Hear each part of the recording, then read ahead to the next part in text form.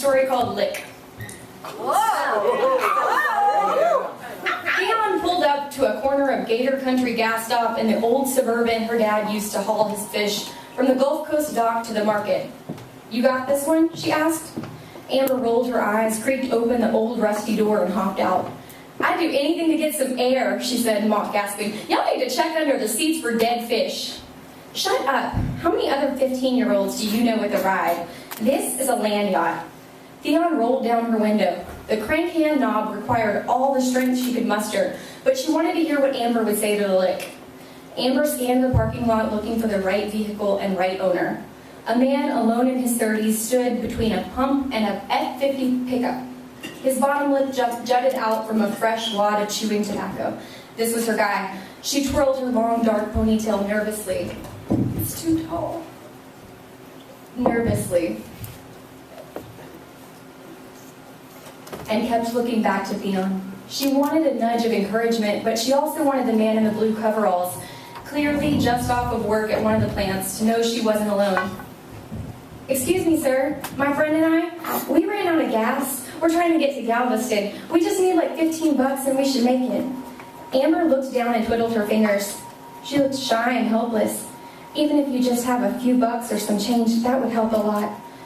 The man gave her a once-over. She had good teeth, clean clothes, and he decided she looked well cared for. He looked over at the Suburban rattling and the girl hanging out the window. He stretched his lips wide in a grin. His tan skin was both tight and wrinkled like an orange that's been left uneaten for too long. "That's your friend?" he asked. Amber made quick eye contact with Theon and nodded. "How old are y'all?" 17, she lied. "Not jailbait. That's legal age in Texas," he said, sucking on the inside of his lip. "You girls need to be careful, pretty as y'all are. Shouldn't go around just asking any old body for money." "Ain't right." He pulled out a wad of cash that was held together with a brass and silver money clip. Jackpot, Amber thought. He fingered the stack.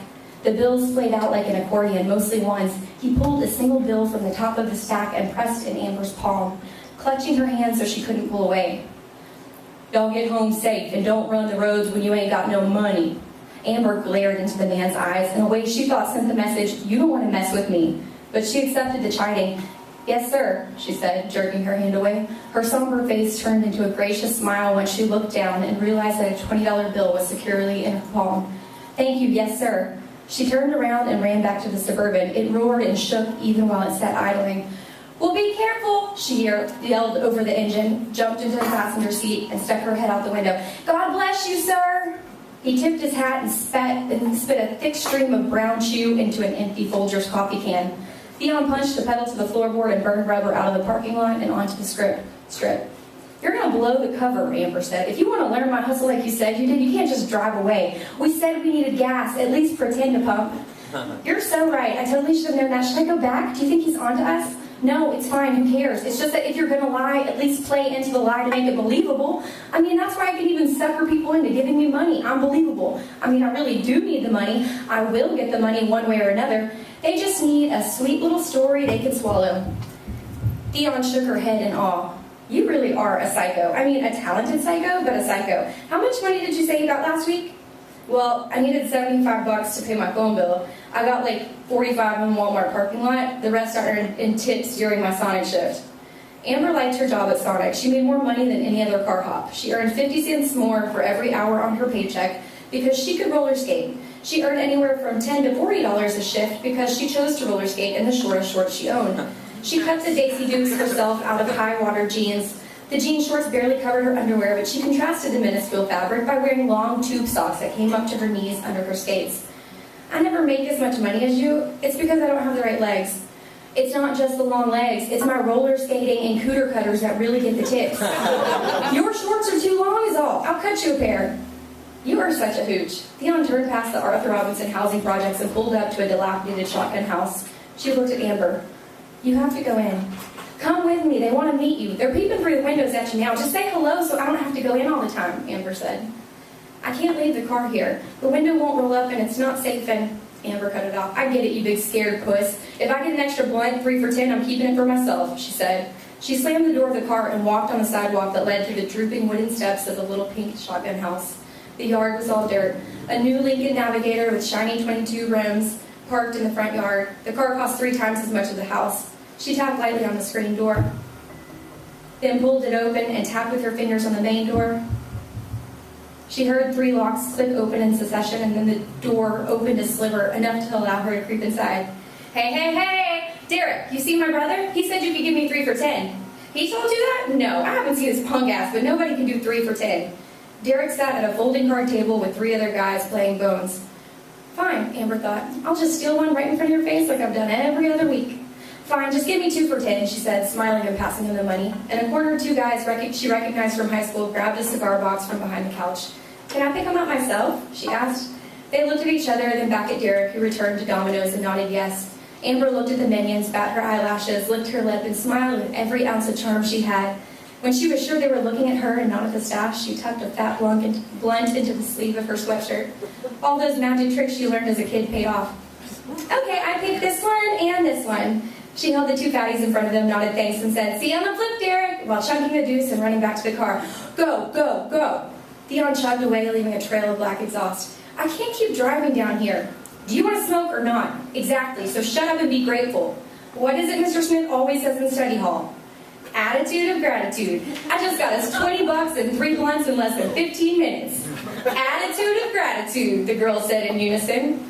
Amber lit the blunt, puffed a few times to get it going, inhaled, held for 3 seconds, and exhaled in a fit of coughs and giggles. I'm really craving Whataburger, she said, passing to Theon. What a burger, Theon said slowly, just like in the commercials.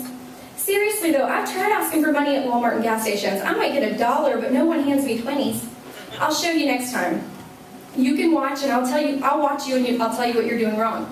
You just have to try to read people, figure out what they want to think. Like that creeper today, he wanted to think that we could be his daughter or his girlfriend. Weird. And he wanted to teach us some lesson. I hate that, but I knew I could get him with the gas fit. It's not always that you ran out of gas. It could be anything, though gas is the easiest explanation. The Suburban bumped down a narrow tree-lined road. Spanish moss hung from branches of cypress trees and live oaks and swayed as a vehicle breezed past. The road ended at a boat launch clearing near the bayou. Theon put the car in park and cut the engine. That's the other thing. Don't get too complicated with your lies. That's how you get caught. I remember this one time when I was suckered. I was really vulnerable and sad and stuff. My dad had just died of cancer. I was at Walmart and this lady comes up to me, tells me how she needs to get to her dad because he has cancer and is going to die. I was like 12. I heard the words cancer and dad and I almost started crying on the spot. I reached into my pocket and took out the 20 bucks I'd earned from babysitting. I said, "Lady, this is all I have. I hope it helps you get to him while he's still here," I told her.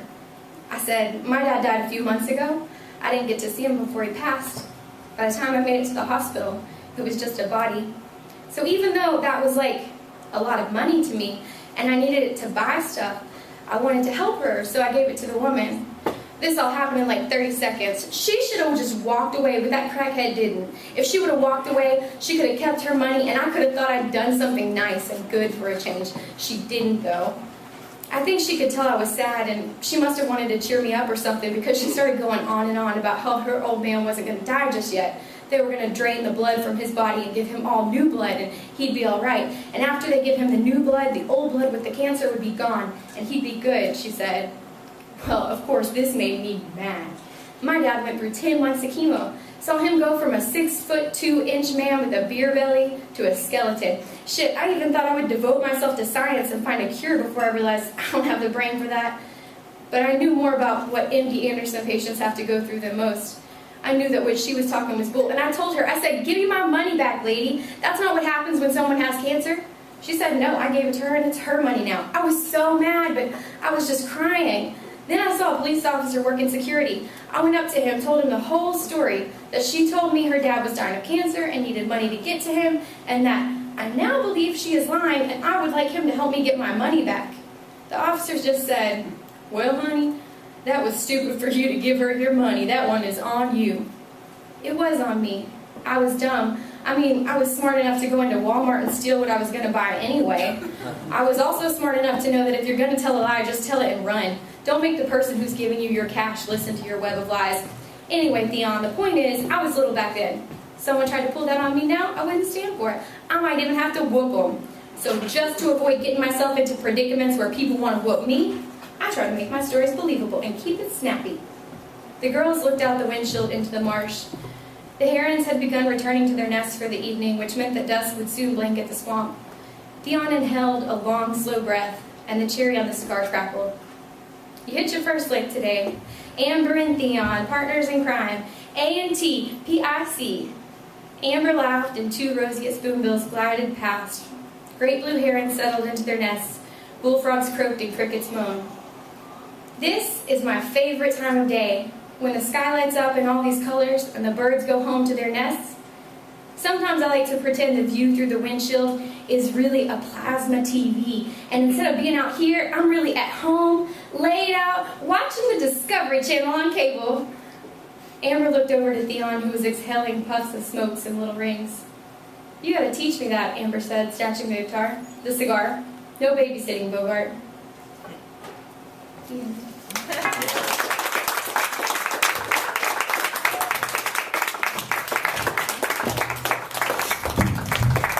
Kate Robards from CCA.